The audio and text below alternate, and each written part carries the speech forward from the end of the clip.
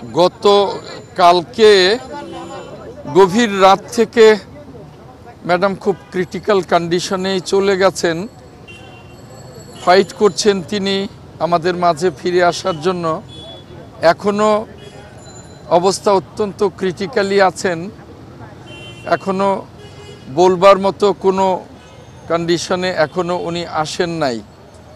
সারা জাতির কাছে দোয়া চাই ম্যাডাম যেন আমাদের মাঝে ফিরে আসতে পারেন।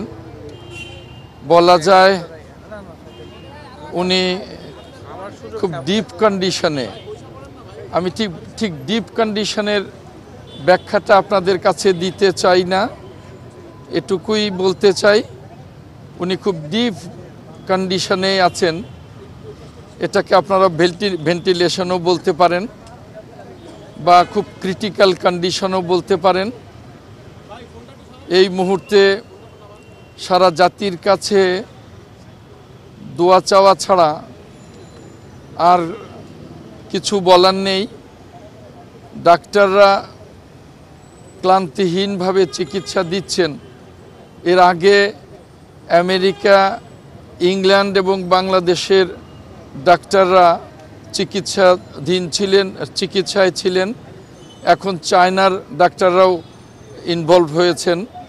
সকলে মিলে ক্লান্তিহীনভাবেই চেষ্টা করছেন। বাদবাকি আল্লাহ ভরসা।